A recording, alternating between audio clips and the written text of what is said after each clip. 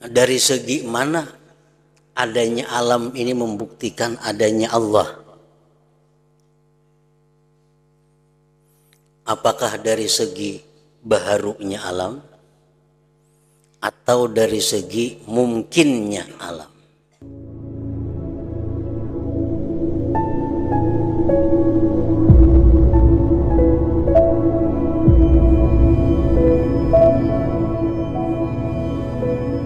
Bismillahirrahmanirrahim. Alhamdulillahirabbil alamin.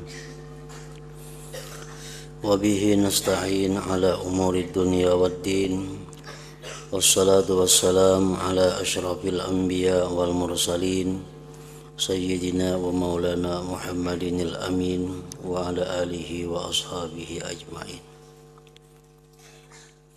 Qala al-musannifu rahimahullah wa nafa'ana bi ulumihi fid dharaini amin.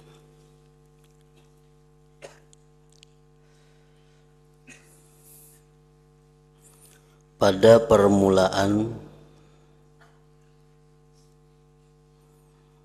maksudnya pada permulaan datangnya hidayah kepada seseorang, permulaan datangnya petunjuk Allah kepada seseorang hamba, di hati hamba tergerak begini. Di hati hamba timbul khatar geritik hati seperti ini.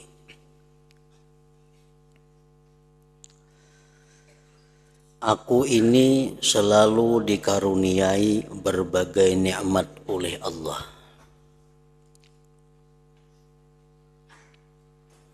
Seperti nikmat hidup, dapat berbuat bermacam hal, diberi akal, bisa berbicara, serta semua sifat mulia, dan diberi berbagai kelezatan. Di samping tersingkirnya aneka urusan dan penyakit yang merugikan diriku.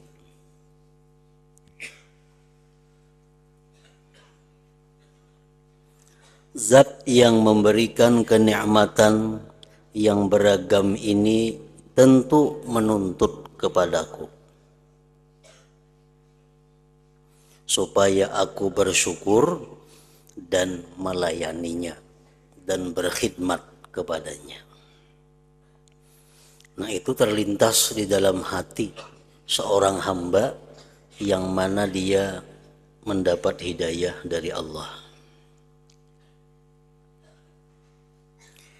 Jika aku lalai dari melayani, jika aku lalai dari berbakti dan bersyukur kepadanya, pasti dia akan menghilangkan nikmat-nikmat itu dariku dan sebaliknya akan menyiksaku.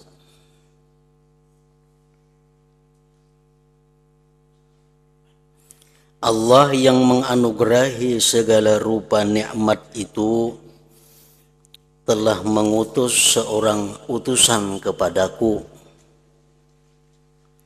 yaitu Nabi Muhammad sallallahu alaihi wasallam, yang dikukuhkan dengan mukjizat luar biasa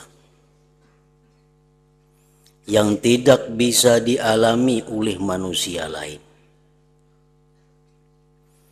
Utusan ini sudah menceritakan kepadaku bahwa aku ini mempunyai Tuhan yang Maha Agung, Maha Kuasa, Maha Mengetahui, hidup, berkehendak, berfirman, memerintahkan, dan melarang. Tuhan yang kuasa menyiksaku bila aku berbuat maksiat, dan kuasa memberi pahala kepadaku jika aku taat. Tuhan yang Maha mengetahui segala apa yang kusembunyikan dan apa yang menjadi gerak-gerik pikirku.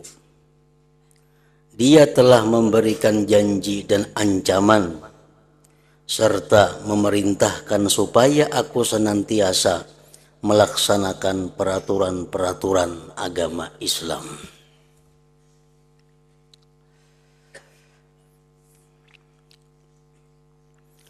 Kalau di hati hamba tersebut ada tergerak semacam ini, kalau di hati kita ada timbul khatar seperti tadi, maka di hatinya tentu ada rasa bahwa tuntutan agar bersyukur dan melayaninya atau berkhidmat kepada Allah Subhanahu wa Ta'ala. Itu merupakan suatu hal yang mungkin. Artinya timbulnya geritik hati yang macam tadi kepada kita itu adalah sesuatu yang mungkin, yang bisa terjadi. Karena akal manusia tidak menganggap mustahil akan permulaan datangnya gerak hati itu.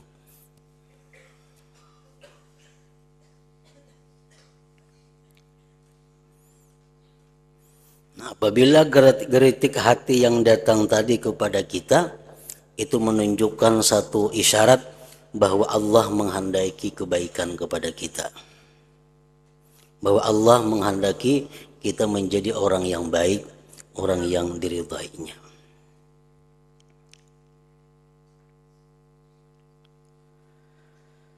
Sesudah itu hamba tersebut merasa takut, mengkhawatirkan dirinya. Bagaimana nanti seandainya ada tuntutan dari Allah? Nah, sesudah geritik hati tadi datang pada kita, lalu kita ada rasa khawatir. Khawatir apa? Khawatir apakah aku ini sudah melayani Allah? Apakah aku sekarang ini sudah bersyukur kepada Allah? Apakah aku ini berkhidmat kepada Allah? Kalau aku kada bersyukur, kalau aku kada beribadah, barangkali nikmat-nikmat ini akan ditarik oleh Allah dan aku akan mendapatkan siksa dari Allah. Nah, akan timbul kekhawatiran seperti itu. Keadaan semacam ini disebut khatirul faza'. Adanya gerak hati yang menimbulkan rasa takut. Nah, ini gerak hati yang kedua yang dikirim Allah kepada kita. Gerak hati yang pertama, Allah mengirim kepada kita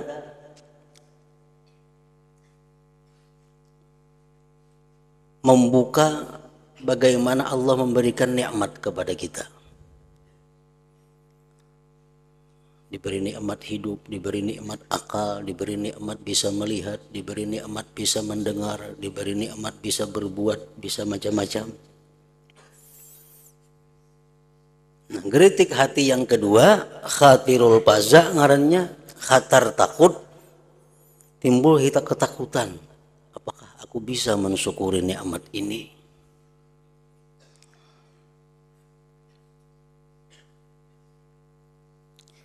Yaitu gerak hati yang mengingatkan, yang menjagakan kita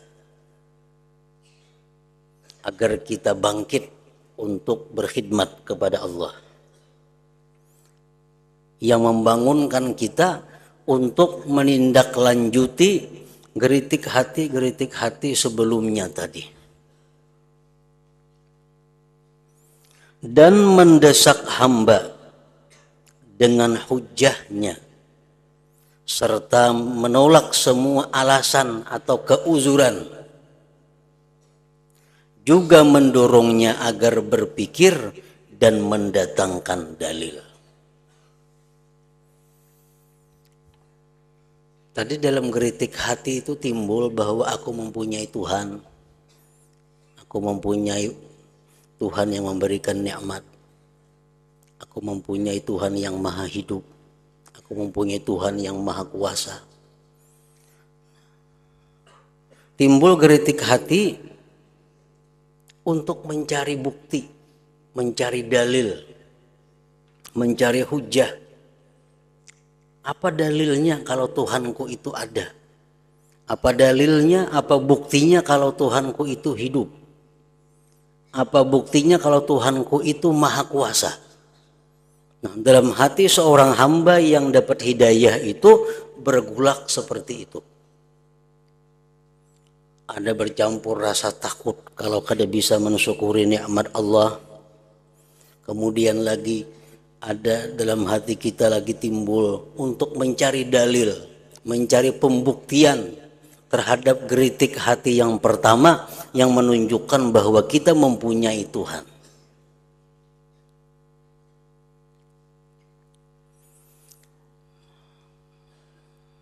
Seseorang itu kada bisa disebut beriman sebenarnya kalau ini belum bisa membuktikan tentang keberadaan Allah.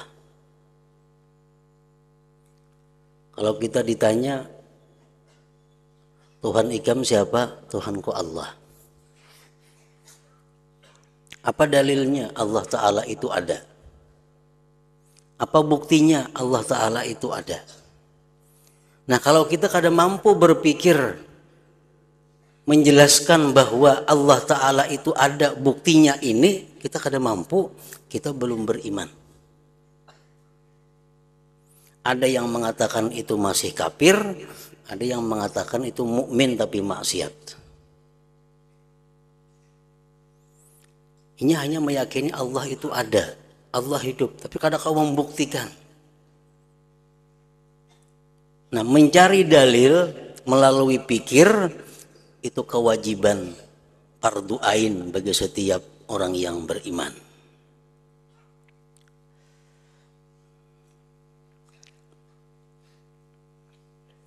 Jadi geritik hati yang pertama tadi memancing kita, memancing timbulnya dua geritik hati berikut. Geritik hati pertama, Allah menguraikan kepada kita tentang adanya Tuhan, tentang nikmat-nikmatnya, tentang pahala kalau dia mensyukuri, siksa kalau dia kada melayani, kada beribadah kepada Allah. Itu geritik hati yang pertama yang disebut dengan bidayatul hidayah, permulaan seseorang dapat petunjuk Allah.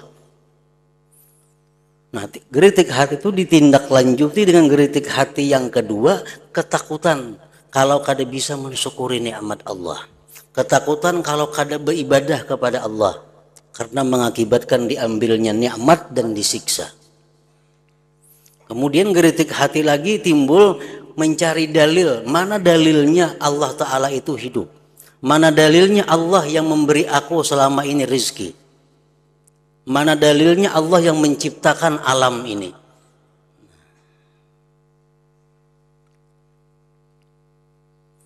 Kalau sudah begitu, hamba tersebut tentu bergerak. Hatinya selalu resah, memikirkan bagaimana supaya selamat, aman, dan tentram dari apa yang terjadi di hatinya atau yang didengar telinganya.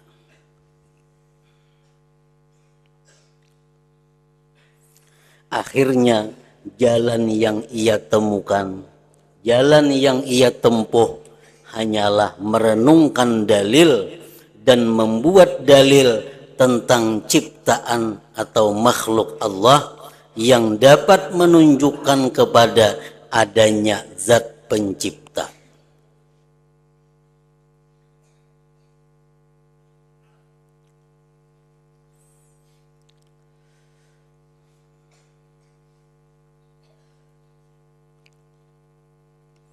Beberapa contoh pendalilan tentang adanya Allah.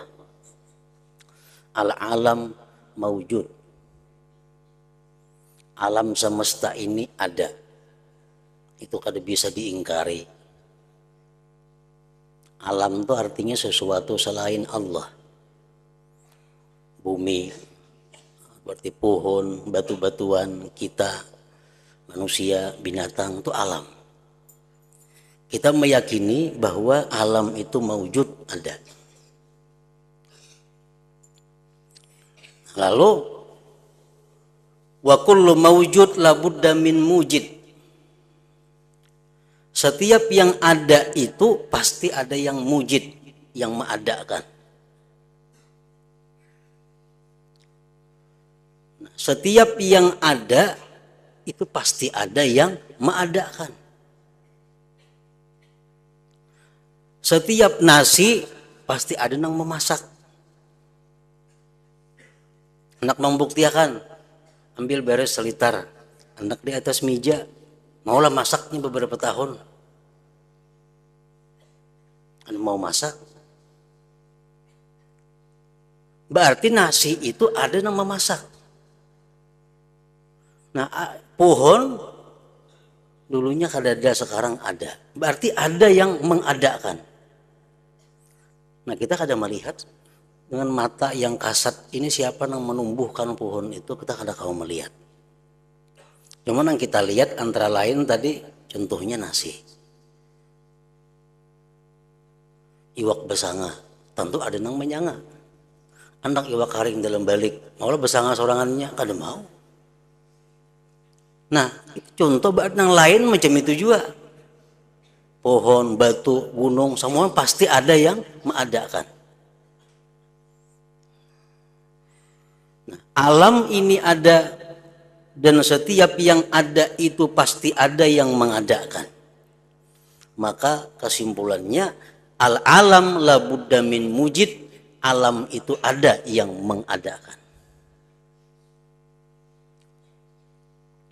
Jadi apa buktinya Allah itu ada? Adanya alam. Tadi Geritik Hati mengatakan bahwa engkau ada punya Tuhan Allah yang maha hidup, maha mencipta. Kita berpikir buktinya apa? Buktinya adanya ini alam. Bukti alam ini menunjukkan adanya Allah Subhanahu wa ta'ala. Dari segi mana adanya alam ini membuktikan adanya Allah? Apakah dari segi baharunya alam atau dari segi mungkinnya alam? Baharu itu artinya apa? Dahulu kadada, sekarang ada, itu baharu.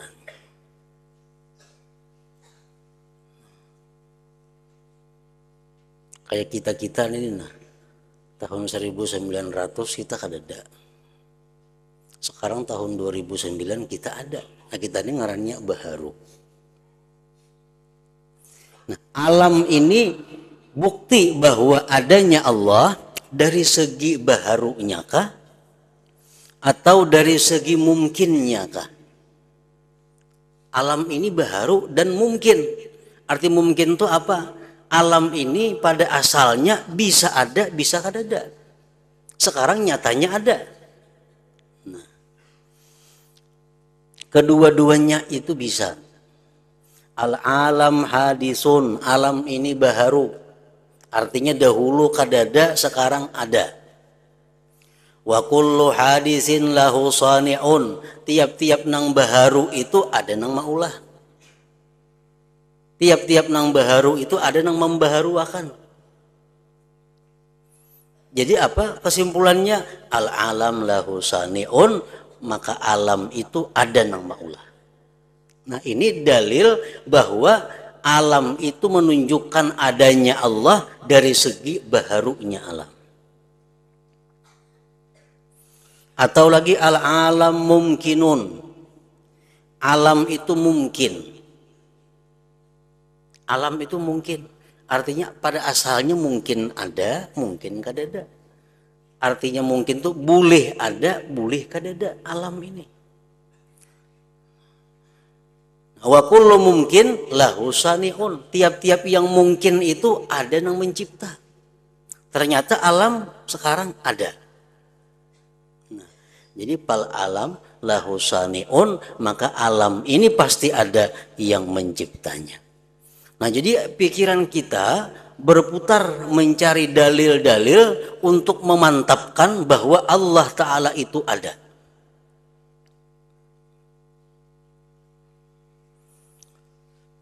urusan ini kada cukup dengan taklid. Taklid. Misalnya kita percaya kepada seseorang, sangat percaya. Walaupun dengan Nabi kita ada boleh taklid. Allah Ta'ala itu ada.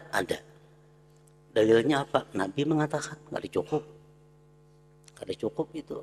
Kita masih dituntut di akhirat untuk menggunakan akal kita sendiri mencari dalil. Nah, tugasnya itu ulama, tugasnya guru-guru itu hanya mengajarkan bagaimana cara-cara berdalil supaya bisa mengolah dalil. Guru-guru itu, ulama-ulama hanya mengajarkan teori masak tuh ini. Nah, di sini sanga, ini bahannya. Nah, kan masaknya seorang. Nah, kada boleh makan nang jadinya. Nah, kayak itu juga dalil tentang tauhid ini mesti kita menggunakan alam pikir kita seorang, sehingga dapat kesimpulan yang yakin bahwa Allah Ta'ala itu pasti ada dengan dalilnya, berbagai macam dalil.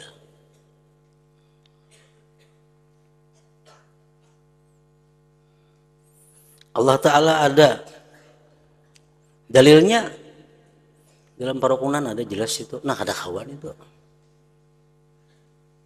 dalam Parukunan, ada kawan dipakai. Kenapa? Taklid ngarannya.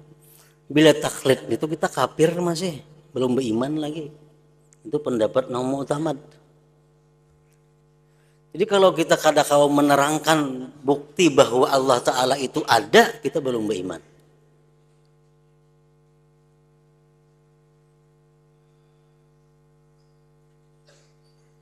Nah, jadi hati seorang hamba yang dapat hidayah dari Allah berusaha untuk mencari dalil, mencari bukti tentang adanya Allah Subhanahu wa Ta'ala itu, supaya bisa memiliki ilmu yakin.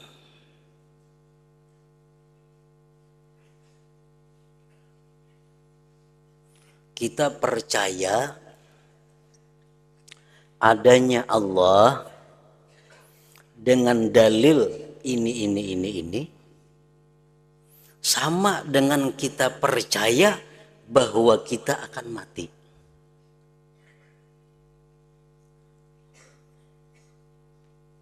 Kita percayalah kita bakal mati.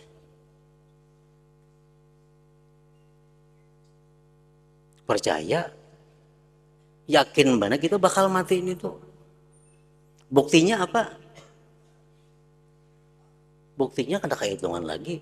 Si Fulan mati, si Anu mati, dahulunya hidup. Nah, itu kita pun satu saat pasti akan mati. Nah, keyakinan seperti itu yang dituntut kita meyakini bahwa Allah Ta'ala itu ada dengan dalilnya apa tadi? Supaya bisa memiliki ilmu yakin. Mengetahui apa yang tidak terlihat oleh mata kepala.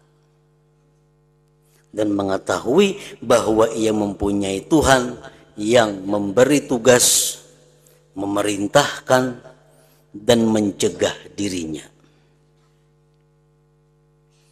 Ini adalah permulaan jalan yang sulit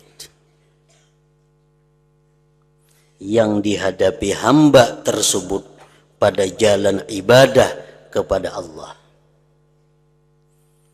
Kawalah kita beribadah kepada Allah, kalau kita belum meyakini Allah itu Tuhan, kada kawalah kita bersyukur kepada Allah kalau kita belum meyakini Allah itu yang memberikan nikmat kepada kita. Nah, jadi kalau kita hendak beribadah kepada Allah, perjalanan yang dilalui terlebih dahulu jalan meyakinkan, sebenar-benar yakin bahwa kita ada punya Tuhan yang namanya Allah, yang maha berkuasa, maha hidup dan sebagainya, yang memberikan berbagai macam anugerah kepada kita. Nah, yakini itu dulu bujur-bujur. hanya mulai untuk ibadah. Nah, ibadah kita kadang akan baik, ibadah kita kadang akan sempurna kalau dibangun dalam keadaan belum yakin sepenuhnya tentang hal-hal seperti tadi.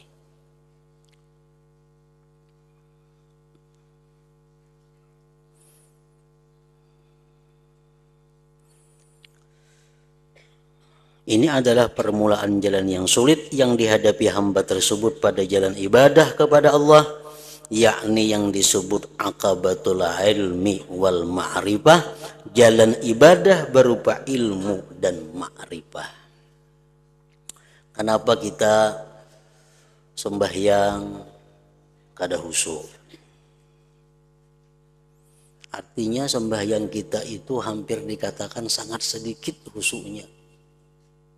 5-6%, 90% hati kita di luar daripada itu. Kenapa kita berani berbuat hal-hal yang diharamkan Allah? Kenapa kita tidak beradab di hadrat Allah? Masjid, langgar, musalla itu hadrat Allah, majelisnya Allah.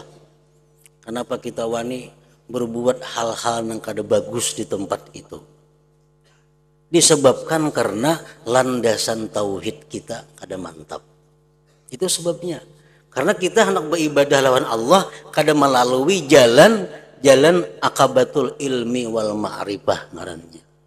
Jakanya kita dahulu bujur-bujur meyakini bahwa Allah itu ada, Allah tuh maha melihat, Allah tuh maha mengetahui gerak-gerikku, Allah maha memperhatikan aku. Kita yakin, sebenar-benar yakin akan itu, nah semua gerak-gerik kita akan teratur dengan bagus. Makanya tadi ujar keterangan di sini, sebelum kita beribadah kepada Allah, jalan yang kita lalui terlebih dahulu adalah aqabatul ilmi wal ma'rifah, jalan ilmu dan ma'rifat dahulu. Jalan ibadah berupa ilmu dan ma'rifat. Aqabah ini harus dilalui. Aqabah itu jalan yang sulit ini harus dilalui. Supaya apa? Supaya dalam urusan ibadah senantiasa waspada.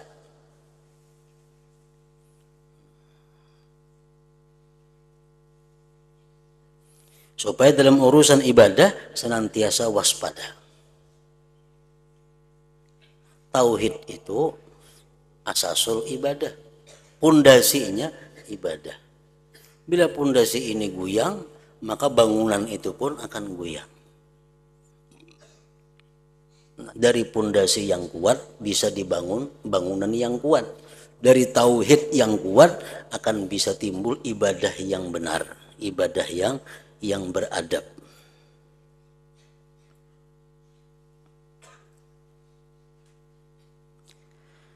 Selanjutnya ia mulai melangkah untuk menempuh akabah ilmu ini. Ini sebelum ia beribadah kepada Allah, ia selalu menata hatinya untuk mencari sesuatu yang menambah keyakinannya tentang Allah. Dicarinya dalil-dalil, dicarinya bukti-bukti yang menunjukkan bahwa Allah itu maha hidup, maha melihat, maha mengawasi, maha mengetahui, maha menyiksa, maha sebagainya. Selanjutnya ia mulai melangkah untuk menempuh akabah ilmu ini yang mesti dilewati dengan baiknya perenungan terhadap dalil-dalil dan sempurnanya pemikiran. Belajar serta bertanya kepada ulama yang mengurusi kepentingan hidup di akhirat, yang menjadi penunjuk jalan, pelita dan penuntun ummah. Juga mengambil faidah dan meminta doa yang baik dari ulama akhirah.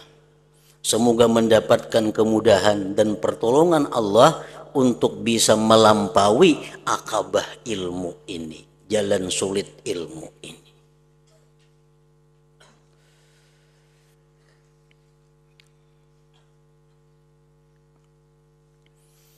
Nah, jadi tugas yang pertama seseorang hamba yang baru mendapat hidayah adalah memperdalam tauhidnya, memperdalam ma'rifatnya kepada Allah Subhanahu wa taala. Supaya kaina ibadahnya itu berdasarkan landasan ma'rifat dan ilmu. Apabila akabah ilmu telah terlewati, jalan ini sudah dilewatinya, maka ia akan memperoleh ilmu yakin terhadap keadaan yang samar. Ini sudah yakin, ilmu yakin bahwa Allah itu hidup, Allah itu ada, Allah itu memberi nikmat kepadanya, Allah yang selalu mengawasinya 24 jam kada pernah lewat. Sudah yakin itu. Dahulunya samar, dahulunya kada yakin, dahulunya kada jelas. Sekarang karenanya menuntut ilmu, karenanya menggunakan akalnya untuk berpikir, yakni bahwa ia mempunyai Tuhan yang Maha Esa, Tuhan yang tidak sesuatu pun menyekutuinya. Tuhan itulah yang menciptakan dirinya dan memberikan kenikmatan yang bermacam-macam. Tuhan itu pula yang membebani dirinya agar bersyukur, memerintahkan supaya melayani dan taat hanya kepadanya dengan anggota tubuh luar dan anggota batin. Tuhan yang memperingatkannya agar jangan sampai kufur dan berbuat maksiat. Tuhan menetapkan ganjaran yang kekal abadi jika ia mau taat, serta menetapkan siksa bila hamba itu bermaksiat dan berpaling darinya. Nah, itu sudah diyakininya ilmu yakin.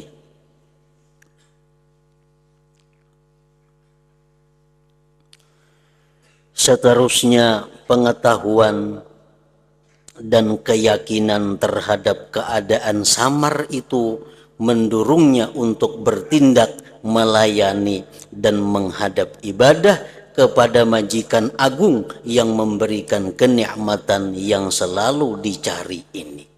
Nah, sudah inya bujur-bujur yakin tadi, hanyar inya hendak maju untuk melayani, untuk berbakti, beribadah secara anggota zahir dan batinnya kepada Allah Subhanahu wa taala.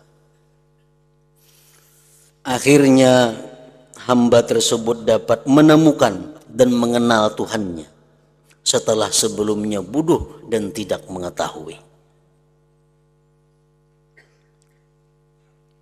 Lalu hendak beribadah, hendak sembahyang, hendak puasa, hendak macam-macam bentuk ibadah. Tetapi hamba ini tidak tahu bagaimana cara beribadah kepada Tuhan yang Maha Agung. Ini hanya ingat meyakini tentang adanya Allah dan sebagainya tadi. Ini sudah meyakini bahwa Allah memerintahkan ibadah. Ini meyakini bahwa Allah yang melarang ini berbuat maksiat. Tapi ini kada tahu kayak apa caranya beribadah itu. Nah, jadi imbah ilmu tauhid diperdalam, selanjutnya apa? Hanya fikih. Fikih itu cara pengaturan praktik zahirnya ibadah. Nah, tetapi hamba ini tidak tahu bagaimana cara beribadah kepada Tuhan yang Maha Agung, tidak mengerti apa yang mesti dikerjakan dalam melayani Tuhan dengan segenap anggota tubuhnya, lahir dan batin. Karena itu, sesudah ia berpayah-payah menghasilkan ilmu ma'rifat terhadap Allah Subhanahu wa ta'ala, maka ia harus berpayah-payah lagi untuk mengetahui apa yang mesti dikerjakan selama melayani. Makanya ngarannya tadi akabatul ilmi wal ma'rifah. Jalan sulit yang pertama ditempuh seorang hamba yang ingin beribadah kepada Allah adalah jalan tempuh ilmu dan ma'rifat. Nah, sudah ma'rifat lawan Tuhan, yakin sudah, lalu hanya belajar kayak apa tata caranya orang melayani Allah, kayak apa aturannya orang beribadah itu. Nah, belajar pulang tuh. Maka ia harus berpayah-payah lagi untuk mengetahui apa yang mesti dikerjakan selama melayani, yaitu kewajiban-kewajiban agama lahir dan batin. Setelah menyempurnakan ilmu dan mengetahui mana yang fardu bagi dirinya, ia bergerak hendak bertindak dan sibuk beribadah. Nah, sesudah belajar ilmu fikih, oh ini cara melayani Allah. Nah, hanya ini beribadah kepada Allah. Maka ibadahnya pun menjadi baik karena berdasarkan ilmu ma'rifatnya kepada Allah yang yakin, lalu di atasnya dibangun fikih bagaimana praktik caranya orang beribadah kepada Allah.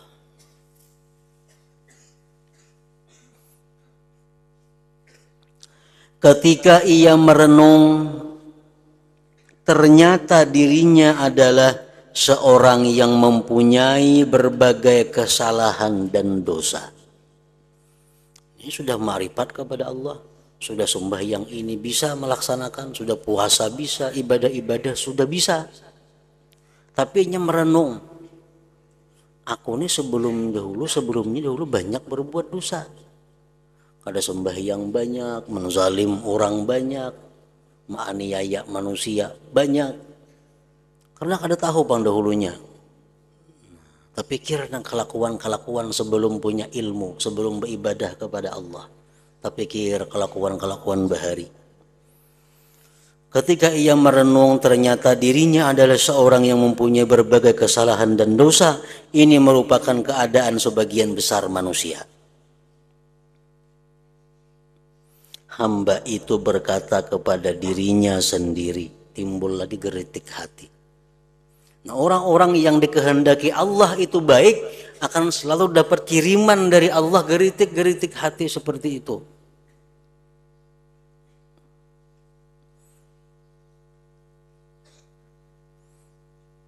Bagaimana aku hendak menghadap ibadah sedangkan diriku selalu saja berbuat maksiat? Aku wajib taubat terlebih dahulu supaya Allah mengampuni dosaku dan melepaskan diriku dari belenggu dosa. Supaya Allah berkenan membersihkan diriku dari kekotoran maksiat sehingga aku patut melayani Allah dan ikut duduk pada alas mendekatkan diri kepadanya. Kita umpamanya disuruh tuan kita disuruh bos kita untuk menghidangkan makanan, menghidangkan minuman ke hadapan sidin.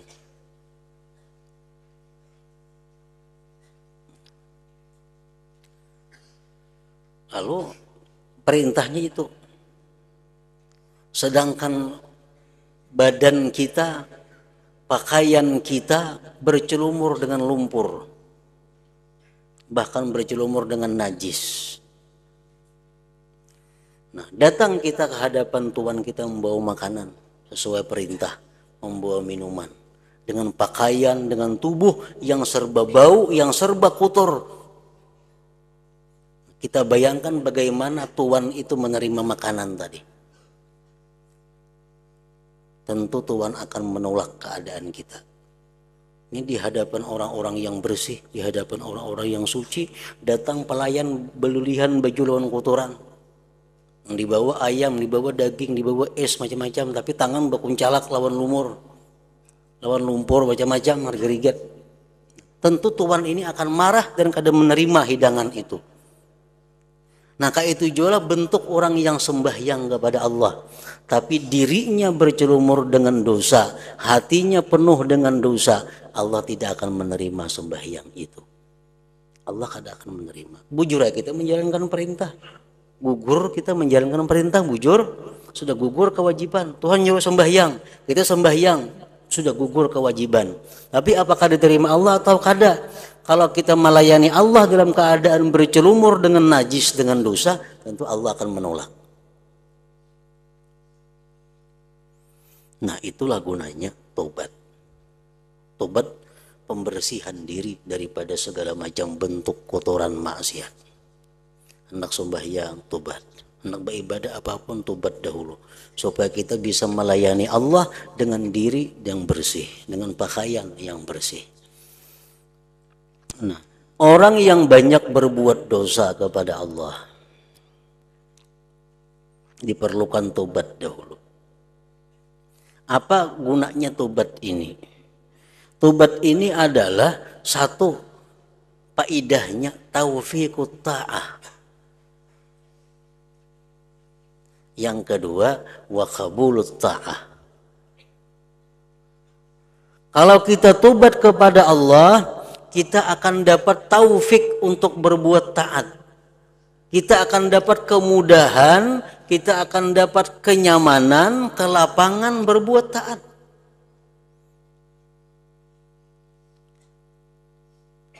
Setiap kita malas dalam berbuat taat, setiap kita kesulitan dalam berbuat taat, tidak ada lain sebabnya selain dosa yang membelenggu kita. Allah menutup hati untuk berbuat taat kalau kita bercerumur dengan dosa.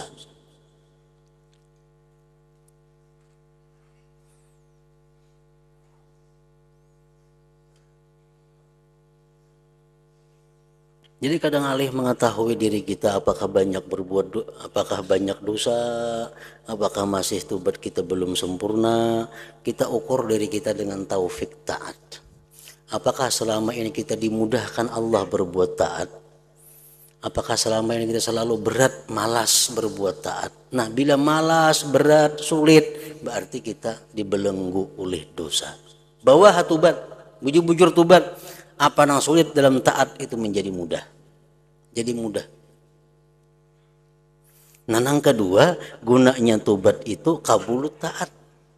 Bila taat itu dengan mudah kita laksanakan, nah Allah akan menerima taat itu.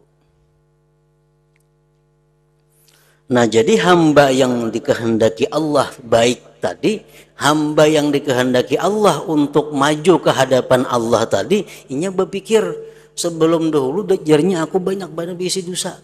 Sembahyang kada, puasa kada, berjudi, berzina, macam-macam dosa aku bahari. Berarti aku ini harus tobat dahulu sebelum melayani Allah. Bebersih diri dahulu sebelum melayani Allah.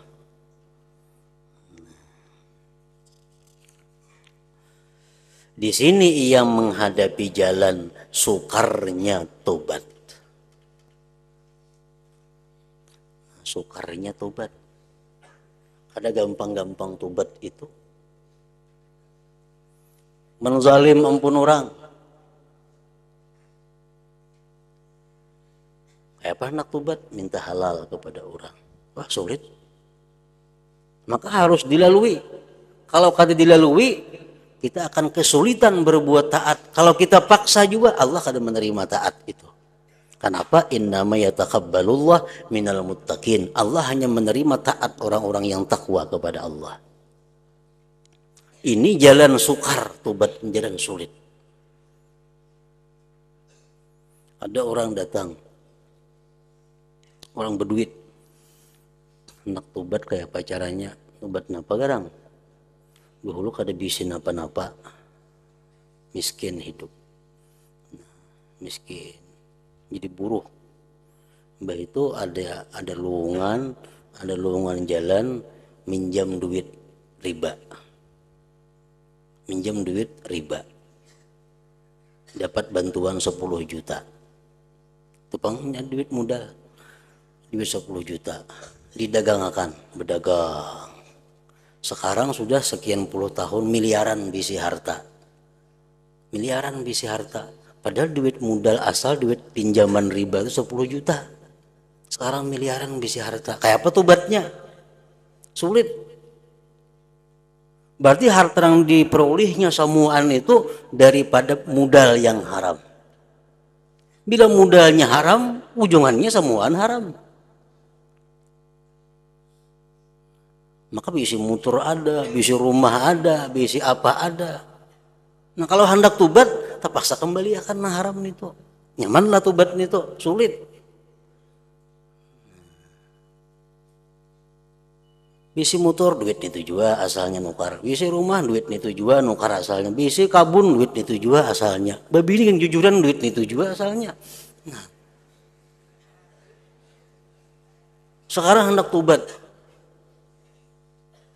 sangguplah harta rumah, lalu dipakai lagi, dikembalikan kepada ampunnya. Siapa ampunnya? Berhubung kada dapat lagi ampunnya siapa-siapa, paksa kaum muslimin diberiakan semuaan. Sangguplah mutor beriakan semuaan. Nah, kembali ke semula pulang jadi buruh. Bila ada hakun macam itu, kada tobat ngarannya. Kenapa? Karena harta yang dimiliki sekarang berasal daripada nang haram. Nah, jadi kalau urusan ekonomi, urusan modal, jangan sekali-kali duit nang haram itu. Paling sulit kayaknya tobatnya. Nah, di sini ia menghadapi jalan sukarnya tobat itu. Ngarannya akabatut taubah. Nah, tidak boleh tidak ia harus melewati jalan tobat yang rumit. Mau kada mau, hendak beruntung di akhirat mesti dilalui agar dapat terus menuju kepada apa yang dimaksud dari tobat itu. Kemudian ia mulai bertobat sesuai dengan hak-hak dan syarat-syaratnya. Apa hak-haknya tobat? Apa syarat-syaratnya tobat? Sampai dapat melampaui jalan tobat yang rumit itu. Nah, setelah berhasil melaksanakan tobat dengan benar, nyahakun jubir habis harta kada apa-apa aja, pentingnya tobat. Nah, bagus. Setelah berhasil melaksanakan tobat dengan benar dan menyelesaikan akabah ini, ia bergairah untuk segera bertindak melakukan ibadah. Lalu nyaman beribadah, taufik Allah nyaman datang kepadanya, ibadahnya nyaman, ibadahnya pun diterima Allah. Tatkala sedang berpikir-pikir dan memandang sekitarnya, ternyata terdapat beraneka ragam rintangan yang mengepung dirinya dan menghalanginya agar ia tidak meneruskan maksudnya beribadah itu. Ini sudah bergairah ibadah karena sudah tobat bersih, ibadahnya bergairah, ibadahnya rajin, ibadahnya nyaman. Tapi akan timbul karena halangan-halangan, rintangan-rintangan yang menghalanginya beribadah itu. Pasti ada yang mengganggu jalannya ibadah itu. Sesudah ia perhatikan, nyatalah bahwa yang merintangi dirinya dalam beribadah itu ada 4. 4 ini ternyata yang menghalangi, mengganggu ibadahnya. Yaitu kepentingan duniawi 1, lingkungan 2, syaitan 3, dan nafsu 4. Nah, inilah yang menghalangi, mengganggu ibadahnya itu. Ini yang membuat inya kadang-kadang kada kawa pas waktu melaksanakan ibadah. Ini yang kadang-kadang inya kada kawa rutin mengamalkan ini. Ternyata penghalangnya antara 4 itu. Kepentingan duniawi, tetangga, lingkungan, keluarga, syaitan, dan nafsu. Mau tidak mau ia membutuhkan cara penolakan terhadap 4 rintangan ini dan menghajarkan tersingkirnya rintangan-rintangan tersebut. Jika tidak, tentu tidak mudah baginya buat mendapatkan apa yang dikehendakinya, yakni ibadah. Jadi di sini ia menghadapi jalan yang sulit berupa rintangan-rintangan ibadah yang disebut akabatul awaik. Nah, kalau kena kayak apa caranya menghadapi godaan duniawi? Kayak apa caranya menghadapi godaan lingkungan? Kayak apa caranya menghadapi godaan syaitan? Kayak apa caranya menghadapi godaan nafsu? Supaya ibadah kita, supaya kegiatan kita bisa berjalan teratur, rutin, dengan mudah dan nyaman. Nah, di situ untuk melewati 4 rintangan tersebut harus dengan 4 perkara pula. Hadratin Nabi Mustafa Rasulullah sallallahu alaihi wasallam.